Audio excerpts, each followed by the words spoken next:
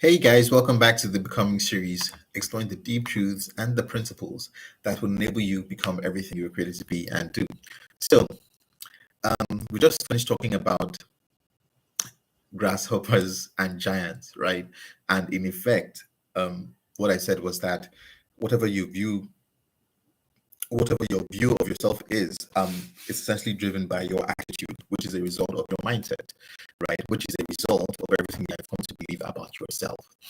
So, that leads me on to this particular episode and this particular subject, which is that your mind is your greatest weapon, right? But there are two things to it. Your mind is actually the battlefield.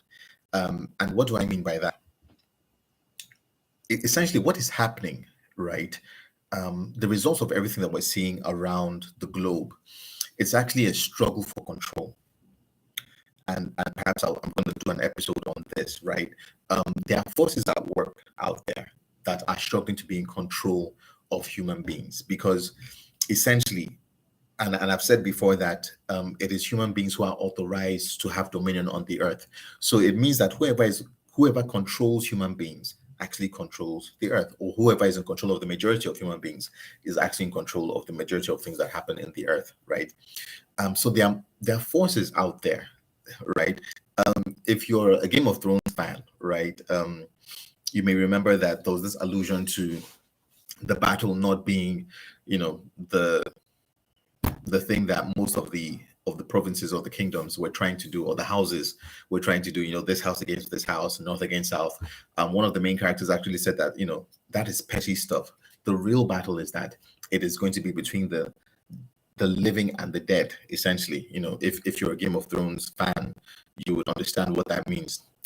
So what I'm saying is that a lot of things that we're doing, or rather what is happening, is not just people struggling to make things happen for themselves, or trying to earn a little money, or trying to get things done. It's actually a struggle for control over the systems of the world. Whoever has control over the systems of the world is who dictates what happens.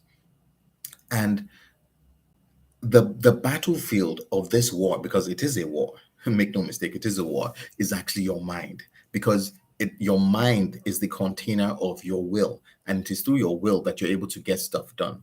So whoever controls your mind, whoever is able to get enough information into your mind, controls you, and therefore controls what you do, right?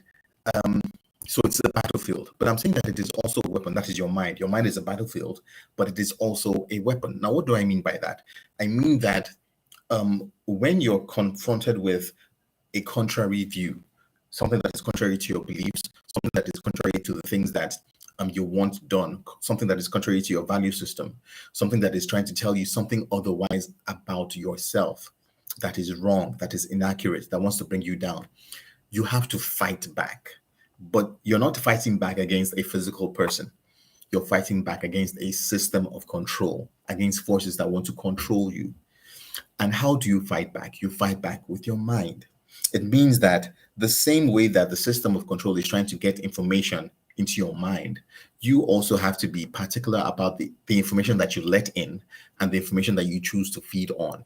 Because you can only fight, right, to the degree of knowledge, wisdom, and understanding that you have. If you don't have any of these three things, you're putty, you're child's play in the hands of those forces. So you must fight back. And how do you fight back? Your mind has to be transformed. Your mind has to be renewed on a constant basis, on a daily basis. Which leads me to this great verse of scripture in the Bible that says, "Do not be conformed to this world, but be renewed through the transformation of your mind," right? Because they want to take over your mind. So if you're not going to let that happen, your mind has to be renewed, because all around us we're seeing stuff is being churned out on a daily basis. Things that you hear on TV, the media, print media, electronic media, social media, everything is churning out information 24/7. So the more information that you're exposed to, that is downloaded into your subconscious mind, is what begins to impact you. If you're not going to let that happen, then it means that you must fight back using the right sources of information. But that means you also have to be deliberate about what you feed on. right? So that when you're confronted with something that is trying to tell you something contrary, you're able to fight back. If a situation or a person is trying to say that you're nothing, you're nobody, you have to be able to fight back with the truth that no, I am somebody. I was created in the image of God, and therefore I am a human being that is capable of so much more than you could ever think, dream, or imagine. But if you don't know that truth, you won't be able to fight back correctly, right? Everybody who has ever been able to do something great has been confronted with stuff, with situations, with things, with people that have tried to bring them down. But each time they have had to rise above the occasion and say, no, that is not me. I'm not weak. I'm not a failure. I'm capable of X, Y, Z, right? Even if they don't say it, their attitude is what determines that, right? So your mind is your greatest weapon. You have to sharpen it daily. You have to hone it. You have to take it to the state of sharpness that is ever ready, right, to defend you against the forces that want to control you. So that's it. Your mind is your greatest weapon.